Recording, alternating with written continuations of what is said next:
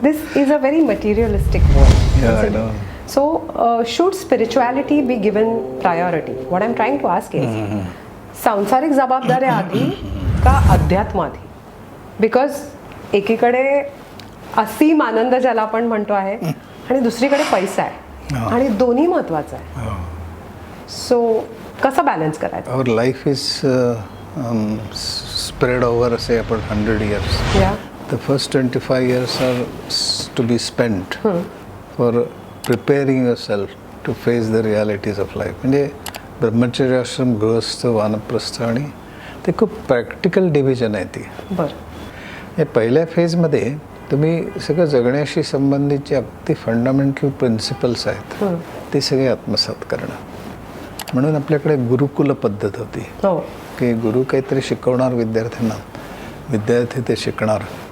तर गुरु जे शिकवत आहेत तर ते जगतायत का नाही हे पाहण्याची संधी विद्यार्थ्यांना मिळायची, शिष्यांना. आणि ते जे आपण सांगतोय ते त्यांच्यापर्यंत पोचतोय का नाही हे पाहायला गुरुला मिळायचं. आणि त्यामुळे त्यांच्यातलं लर्निंग हे डायनॅमिक ॲक्टिव्ह लर्निंग होतं.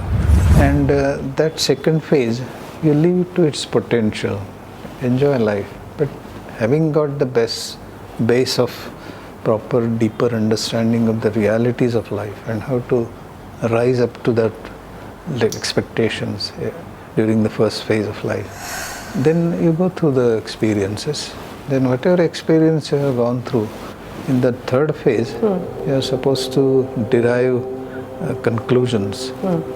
सो इन शॉर्ट हे दोन्ही पॅरलली चाललंय. हां, म्हणजे त्याच्यात असं काही हे नाही आहे, म्हणजे असं आपण डिमार्केशन नाही आहे. हां की वर्ल्डली लिव्हिंग वेगळं आणि स्पिरिच्युअल वेगळं आणि मग ते आत्ता फक्त वर्ल्डली करावं नंतर आणि हे मग करावं, नंतर हे करावं, असं असं नाही. ॲक्च्युली नाही आहे.